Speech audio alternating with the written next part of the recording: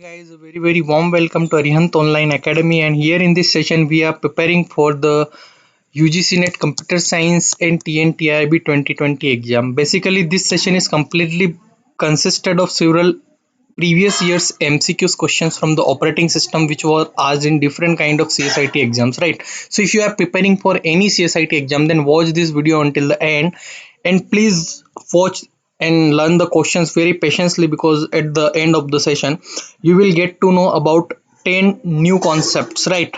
And also we are in a process to uploading other subjects, other courses, MCQ sessions, video content, lectures, and notifications and latest updates as well. So please subscribe to our YouTube channel and press the bell icon button so that you can get each and every update on time, and you can't miss any of the latest update from any kind of exams, right? So let's start the question. Question number first is, if there are multiple recycled bins in your hard disk, then basically this question is asked in one of the previous year's papers of the UGC net. And you can, so the option here are, if there are question is, if there are multiple recycle bins in your hard disk, then you can set different size for each recycle bin. Option B, you can choose choose which recycle bin to use to store your deleted file. So it is not up to the point, and you can make any one of them as a default recycle bin. It's also not up to the point, but yeah, option A is right answer. You can set different sizes for each recycle bin based on the which hard drive you are using, and you can assign whatever kind of memory you want to assign to that recycle bins, right? So option A is the most correct answer.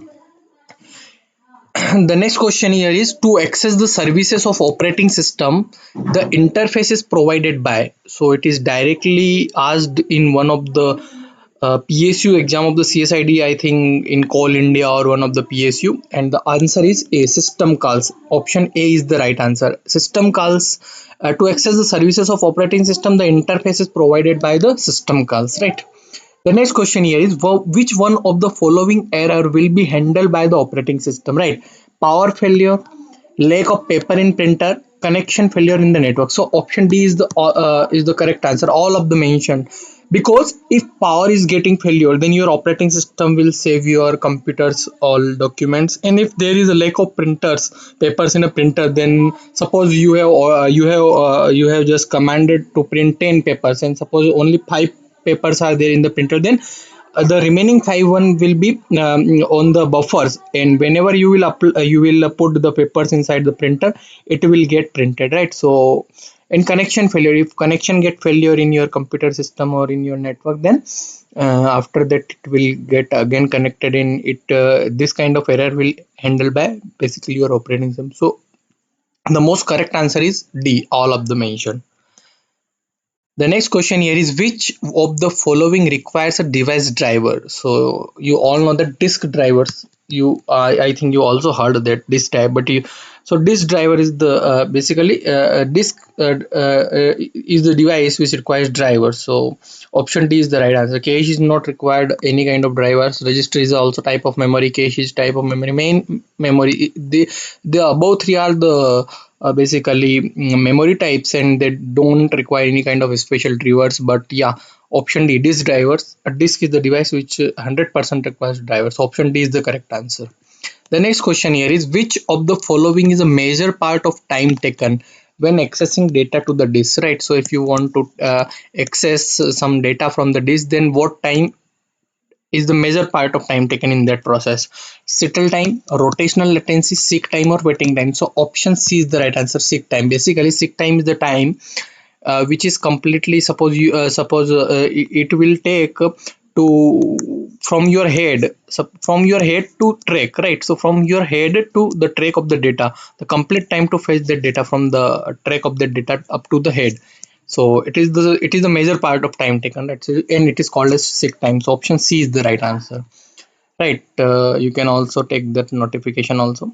Next question here is, in Unix, which system call creates new process? So you should have to generally know about it and the basic concept of Unix, right? So you just need to know about some important commands. So in our upcoming videos, I will try to cover important commands of Unix and Linux, so that what command will work for which functions and their functionalities, like, right? So you will get some more updation in a single video, right? But here, as per the part of this question's answer, fork is the system call basically which creates new process in Unix. So option A is the right answer.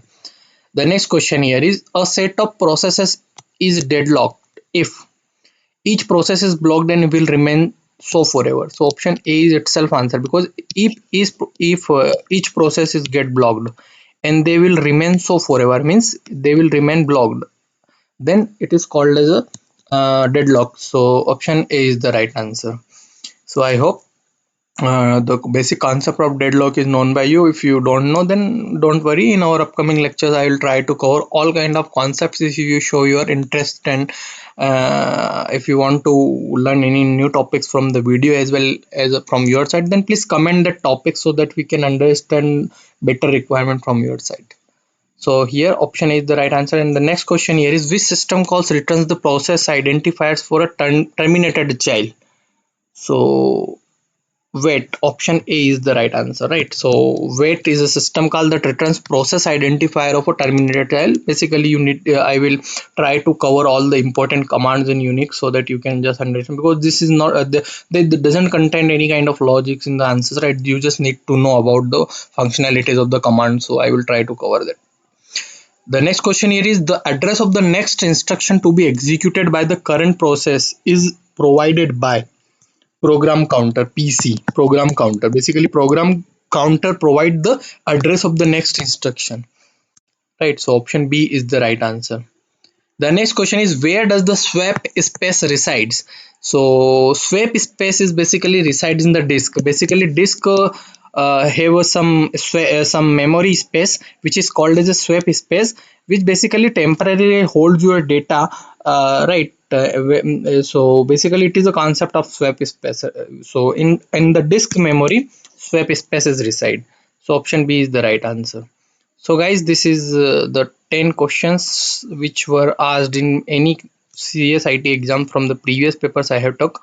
And in our upcoming exam, the chances are also high that they may ask such kind of questions. So please stay tuned with us, so that in our upcoming videos also you will get to know about some important MCQs and will get aware with latest concept. Thank you so much guys, have a very nice day. And if you any kind of doubts or queries, then please comment so that we can know you better and we can answer your queries as early as possible. Thank you so much guys, have a very nice day. Jai Hind, Jai Bharat.